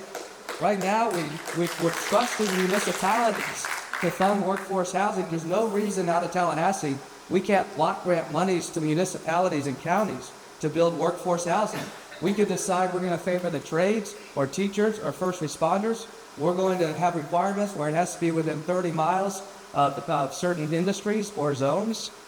There are simply budget policies that can provide economic relief to families who need it. And this goes also then to education. Are you getting a quality public education from your tax dollars, or do you feel like that's been taken away from you as well? Because you wake up every day worried about the fate of your kids. You know the teachers care for them, you know the teachers are fighting for them, but you know the teachers are starved and they're there because they believe in your kids, not because the state's making it easy for them. I think there are direct policies that will meet voters where they're at, and at least as a party says to that family in the car, in the Democratic Party, you've got somebody who's fighting with you. In the Republican Party, you've got somebody who's fighting against you. Come with us on this journey, and let's build a brighter Florida together. I think that's a message that could resonate to some. Thank you.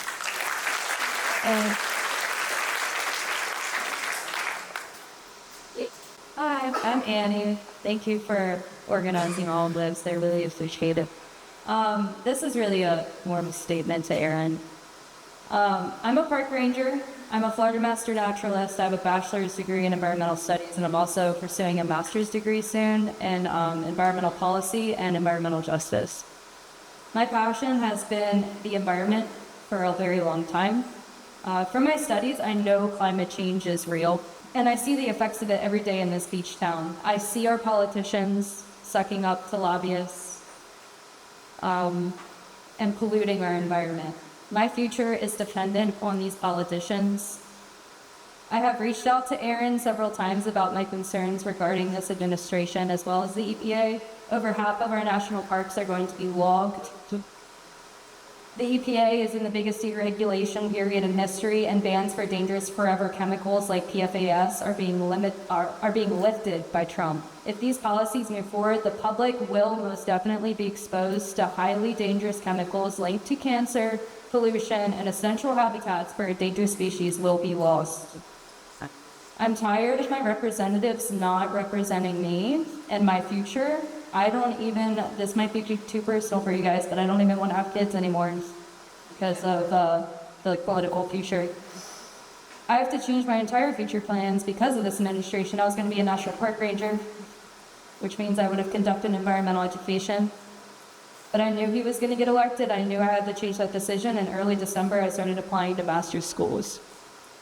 I will defeat these greedy politicians and corporations, but my question to Aaron is, why do you and other members of GOP refuse to secure a safe future for me and the youth of America? Thank you for being here. I really appreciate it. A lot of the things that you said, I agree with. I didn't hear you speak on the woman's right to choose, though, so I do want to hear your opinion about that. Let's give a round of applause for the work you do in our state parks. I am for the codification of the Roe-Casey framework at the state level and at the federal level. This is an area where I openly admit I journey politically. I'll be very brief here. Coming up in a preacher's home in the evangelical right, I came up in a pro-life community, and I know now that I wrongly conflated being pro-life with being anti-Roe when I first got into politics. As I began to serve and wrestle with this issue, I realized in many ways the brilliance of the Roe-Casey framework that recognizes the fundamental autonomy of a woman, the ability to make medical decisions between her and her doctor, and at some point the state's interest in viability.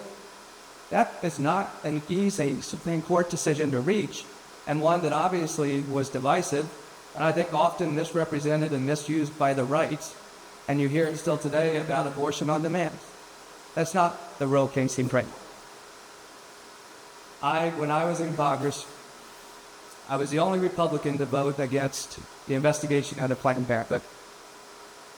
When I was in Congress and Republicans were trying to completely defund Planned Parenthood, you'll probably see this if I decide to run for governor. It'll be represented fairly but not fully. I authored legislation in the midst of that when Republicans were saying, let's defund corporate Planned Parenthood. I think the number was about $400 million. I knew something in that wasn't right. And so I authored legislation that said, if we suspend Planned Parenthood funding for a year, let's move every one of those dollars over to community health centers that provide the same reproductive care and services to communities across the country. I want to be real honest with everyone. I will be hit as having authored a bill to defund Planned Parenthood.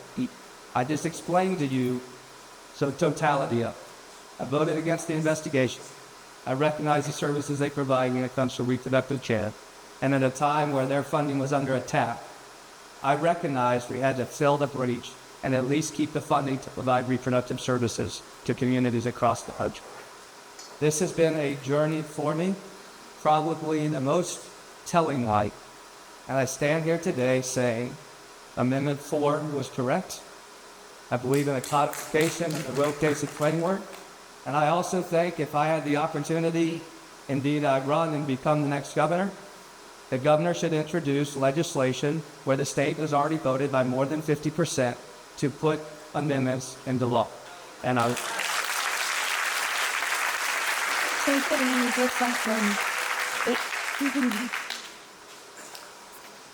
I'm a registered independent and I identify as progressive. David, I appreciate you coming up here and spending your time with us. Should you run for another office in Florida or representing Florida, would you consider progressives like myself antagonistic to your aims, as many of your Democratic colleagues do? Would you consider people who believe in a free Palestine, who march for a free Palestine, antagonistic to you, who believe in health care for all, Medicare for all, community college for all, antagonistic, who believe in defunding police, demilitarizing police, reducing prison populations, establishing a basic living wage, for whom climate change is a primary issue, who value our trans and immigrant communities, who value unions and workers over billionaires, antagonistic. You say ideological cycles within the Democratic Party are over. I don't see that personally. What is your message to progressives like myself who feel the Democratic Party has corrupted itself to industry and big money donors and consultants and centrists and failed us? thank you for that question. I was trying to keep track of the inventory to say, here are the 10 things you just listed that I actually agree with you on. Look, I'll jump on one, Medicare for all who want it. Absolutely. I think that should be something we pursue. I think the role of government in a post-ideological space is that the government steps in where private markets have failed. That's why I support a catastrophic fund in insurance, and it's why I say Medicare for all who want it is the right healthcare policy in the United States. It's okay to recognize private markets have failed, and often because of our own doing at the hands of government leadership. That's okay. I also think that this is where I started out. I think it is wrong, absolutely wrong, for leading Democrats to step in and say somehow the 24 cycle and the 22 cycle represent the fact that the progressive wing of the party is wrong. I think the values of today's Democratic Party are exactly right. At its core, it is about fighting for the marginalized and the disenfranchised, fighting for equity in an economy, and fighting for all people.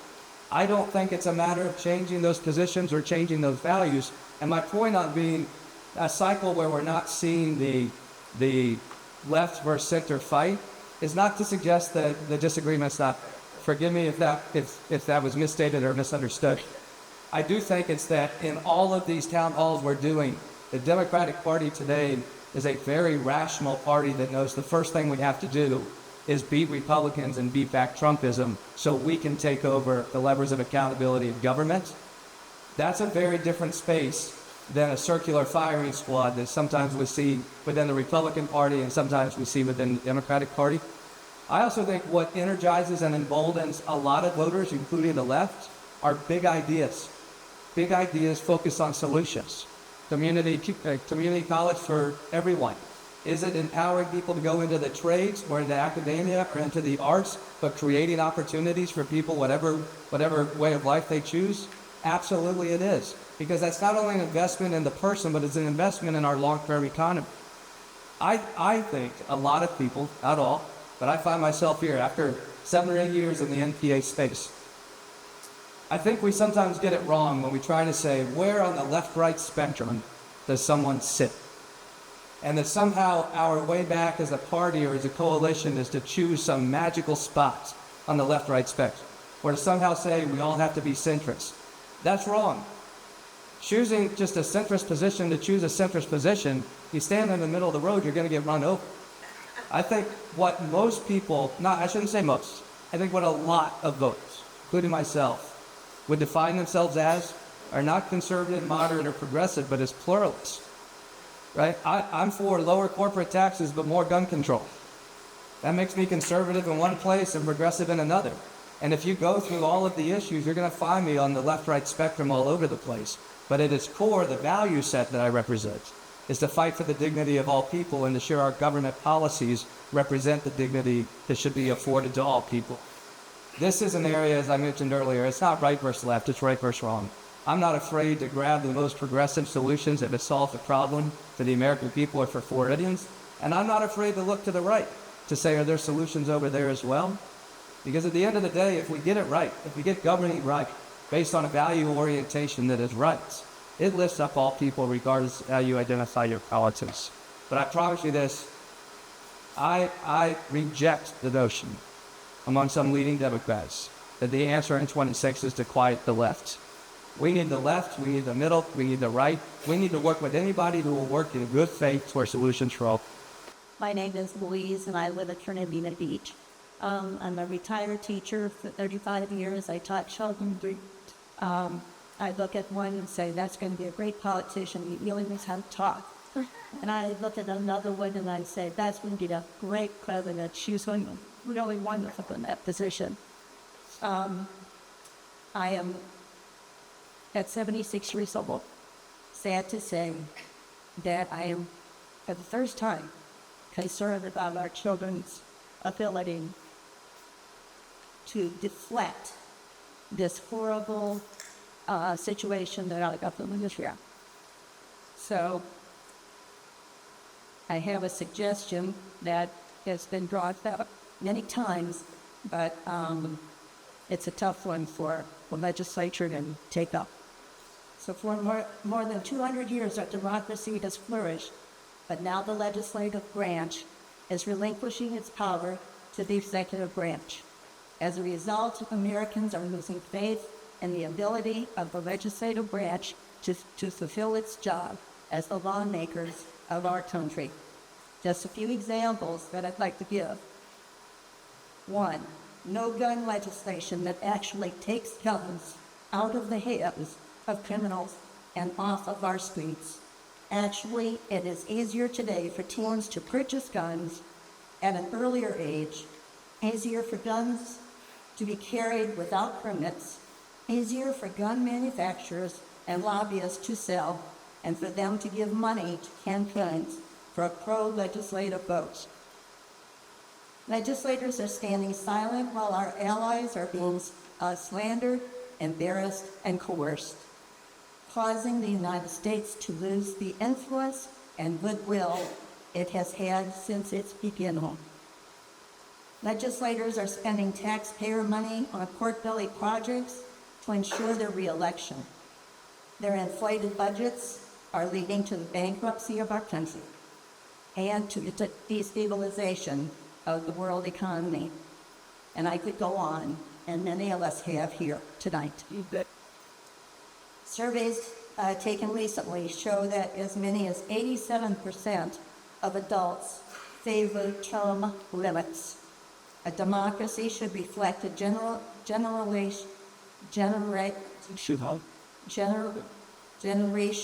diversity. But the 118th Congress, 2023 to 25, is one of the oldest in American history, with the median age for senators being 65 years old, and that of the House being 58 years old, while the median age for Americans is 38. Term limits would open the door to younger citizens being public servants who have real-world experiences compared to career politicians. So my question to Representative Bean is, would you be willing to vote for term limits in the Congress? And for Mr. Jolly,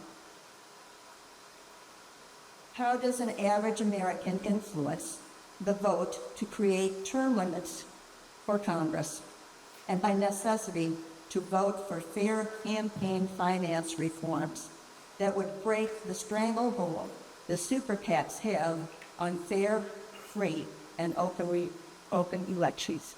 Thank you. There's one thing available in Florida and maybe 31 other states, at least for now, in Florida, which is the ability for citizen-led constitutional amendments. Republicans are trying to tamp that down as best as they can. For coming and thank Sheila for all she's done and the people that she works with. Appreciate it. I have a number of things that I want to run through. I consider myself an immigrant. Grandma was from Kiev. Grandpa was from Hungary. Grandma was from Austria. Grandpa was from Austria. So we can't lose that fact that most Americans, I think I can say that fairly well, that we all come from other places. There are very few people that can claim that their family started here. I just want to let you know that I think a good fundraiser is something that I suffer from now, which is PTSD, which is President Trump's stress disorder. It's a good T-shirt. It's a good T-shirt, so raise some money with it. I didn't copyright it, so it is. There's ads on television now for Medicare Advantage, and I come from New York City 7 years ago, and the unions back there fought against Medicare Advantage because it's just a horrible system. The Medicare Advantage people started telling us retirees that we could get any doctor anywhere. So I called the doctors down here, and none of them had ever heard of it. So keep your eyes on Medicare Advantage because there's a lot of commercials coming on television now. In terms of your president saving us from anti-Semitism, I never saw in all my years of protesting that anti-Semitism existed. It's usually idea-oriented. So that's what we're seeing today, and this ruse of protecting everybody from anti-Semitism is a bunch of hogwash. It's a make-believe cover to cover everything. So it's kind of disgusting to watch it, and I hope as the clouds lift a little bit that it's seen for what it is. Israel is a separate nation conducting its business. Yes, there are Jews that live there, but there are Arabs that live there and have lived there. The two-state situation, I'll ask you to answer that when I'm finished. What your thoughts are about that. Just wanted to say there was a voting ballot letter that went out, it's from here in Nassau County, that said, it gave all the information, your name and everything like that, but you still have to get in touch with them to make sure, either by calling their phone so that you get a mail ballot at the next election. So it wasn't as simple, because I talked to somebody about that, happened to be one of the representatives. He didn't realize that you had to do something once you got the letter. So you have to call, or you'd have to go over there and take care of it. Carrie, I think you're talking about the vote by mail ballot. So I know a lot of people that live in our town, especially here in Fernandina, may summer somewhere else or have homes in other places. And so if you vote by mail, which is very safe to do, I serve on the Supervisor Elections Advisory Board. It's very safe to do that, but you do have to request it because they purge the rolls every year and make us have to recreate that. So don't take off for your other house and don't have it requested your ballot. So make sure you do that. Thank you, Sheila. Book banning, it's a no-no. It shouldn't exist. It's just disgusting. And some of the books, you could question, but I'd say 99% of those books are fine. I would just like to implore all Democrats to run in every election. On the ballot, we only have one person running, and they're Republicans. Somebody should oppose them. Maybe they'll lose, but at least they're there and represented. The Attorney General in Arizona is allowing people to send mail in to say we may have had problems with Social Security. I'd just like to suggest that that continue. It is going on in a couple of states, but maybe here we can try to find some way to, for people to, gather information to give it to them. Thank you. Unfortunately, that's Aaron Bean, who handles that in our area. That's one of the things he says he can do for us. So if you're having a problem with that, please do call his office, call Offering if that's the situation, because I know the people at Social Security want to help get you straightened out. Two more things. Stock market, I've lost 1/5 of my money. I'm not happy about that, but I'll go still. When you see Rachel Maddow, tell her to stay beyond the 100 days, please.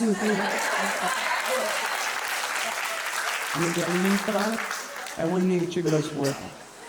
In England, they talk about standing for office. Here, they talk about running for office. Let's try to stand for office. Thank you. Hey, everybody. That's what's up. I would like to thank you for mentioning petition initiative process, what they're trying to do here in the state of Florida. I'm sure most of you have signed whether you use it 1.9, maybe at a petition. So you throw that something in the microphone. Yeah. Right. And you mentioned that they were trying to do all these changes. Just a real quick my history. I've been doing petitions in Florida since 1993. I've helped with over 25 issues on the ballot. I have worked in a number of states: California, Arkansas, Ohio, Michigan, a few others. And I say that because there's a history. I worked on the pregnant pigs issue. Believe it or not, folks, pregnant pigs are in the Constitution of Florida, that you can't be mean to them. That upsets some people.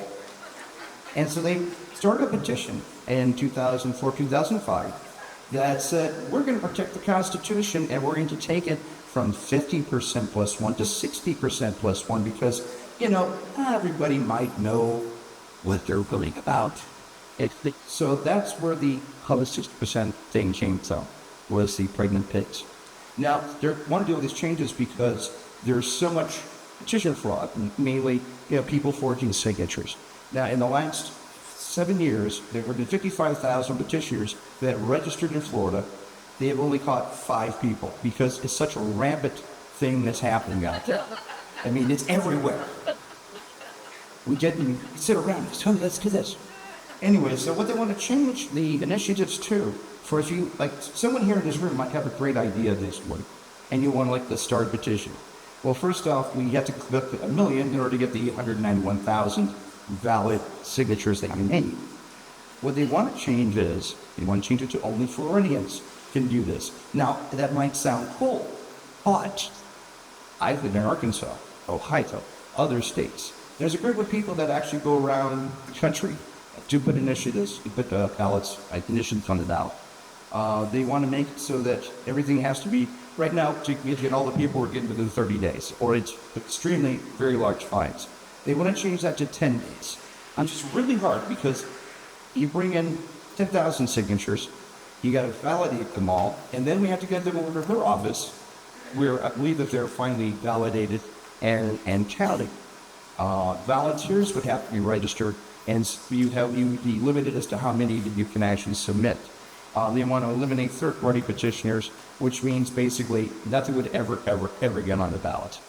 So I would like your comments on it. You've already actually given them, which is awesome, right at the end. And I just want to let you know, I work in Duval County, but I'm all over the place, obviously. And if you need signatures, the signature room for the yogurts, we'll talk later, okay? And I would like to say one thing. I do have a new marijuana petition. We're in the back corner right there. We have plenty. Take your time. Now, some of you may have already mailed them in. That's awesome. Great. We appreciate that also, okay? Thank you very much. Thank you. Be easier, not harder. And I think politicians should empower voters and not be scared of voters. And that's the work you're doing. And Yeah, it used to be a lot of students. Yeah. Thanks. 27 administration, and I hope others will do so. I would like to say public education, which I retired after 43 years, is really at the heart of our democracy. And so people should really take seriously the undermining that's happening. Why is it at the heart of our democracy? Because that's where everybody gets to think a difference. And often can see that difference is not an issue of better or worse, but just different. And number two, what you are witnessing as citizens of this country is what we Black Americans have experienced since we were brought here enslaved. However, why are we still here? What is probably frustrates for Southern is that we believe in America more than most people ever have. And we fought for the ideal of democracy, which is what it is. And I think our efforts to be recognized as full citizens of this country has benefited everyone, which I think people forget. The Civil Rights Movement was not the Black movement. After the Civil Rights Movement came the Women's Rights Movement. And in case most people don't know, what is now called DEI, we started out as affirmative action. White middle-class women were the #1 beneficiaries, and still are, of DEI, because they had been discriminated against. And so they were classified in that category. And white males were more comfortable having white women, even though they wouldn't choose that either. But then they have black males, but black women. So I just want to say that politicians, like them, have never saved the people. The people have saved the people. And thank you on the government for what it's supposed to stand for. So I know everyone in here recognizes that they, as an individual person, can make a difference. And it comes to me talking to other people that you don't even know. I mean, I love tumulties because I go there and I sit and I talk to all kinds of people, ethnic-wise. And I'd like to also say there's only one race, and I wish people would realize that. I saw saying there are different races, there are different ethnicities, but one race. And so if we recognize there's one race, which is the human race, then we can all stand together for what is right and accept faith over fear. And I think right now, unfortunately, fear is winning, but I think faith is stronger. So let's all stand on our faith, lean into our faith, and that we have the power and the voice to make a difference. That's you. And I would also say that the state party, the local parties, local mobilizing organizations have been starved for resources. We've got to turn that around. We have to have the resources to reach voters where they're at. The local party or local mobilizing organizations has the call list. They have the addresses. They know the people that are available. Someone mentioned Aaron Bean sending mail to an NPA in their household, but not to a Democrat. Those lists are available to our side too, where we can evangelize and reach one and convert people, because ultimately that's what it's going to take in 26. I appreciate that sentiment. The final comment I would say is, I know we can do this. I know we can do this. You're really years on the native California, of the way California, steps out, I'm also retired on the disabled veteran. I'm also some labor restraint law this young man child then again get out today. The reason I'm not the board you give me my background is so that I'm just not talking my head. Well, I've had big careers on forget this on the audience. But term limits, you already have term limits every 2 years. So I don't understand this. Well, we got to put these people out and that and this. All you have to do is get out and vote. You don't like the person. Go out and get rid of them. You put stuff in this week. Thank you. You put stuff in this week. I go out to California. They said I was walking with the young guys. My scope. Hunter all my life, but here and I love it. And I'd be in Sacramento, and where I saw this. What happens is you put the limits in there, and the first thing happens is the people get elected. There's like we had like 6 years or somebody in figure 7. So they're elected, they're in there, and the first thing they're doing is they're looking around for the John. They know they can only last 6 years. I was raised on the 5th generation of California. Well, I'm used to going to the state legislature, you go in the legislators, you go in the staff, and be around, and they were in there to get things started. They knew they didn't for that. So all of a sudden this changed. That was a shock to me. And the other day I was looking at that California is the 8th largest economy in the world. So here we are, labor guys, and our ladies, trying to defend working people, and we're up against Chevron, all these international corporations, these big chips. These guys, their ladies are getting nice jobs right after they get done with their term limits. So don't, and then I'm sorry, I'm too much time for Mr. John. Don't let that fool you. It will bite you. California, we're trying to essentially, they've extended the term limits. Eventually, I hope we will get rid. So we'll just get to all that fake thanks for your time. Thanks very much. I was in the car and I enjoyed watching you on MSNBC. I got the best from everything slower. But I'd always watch Sheriff, and there's a couple other guys. And I'd go, let them to. And I'll tell you what, I've been here 8 years. My thing is hard to handle. I don't care. I'm a Stephenski politician. I've been here 8 years, and I honestly have a talented person. I voted him, but I haven't found one person in those years worth voting for. Used to, I know he goes.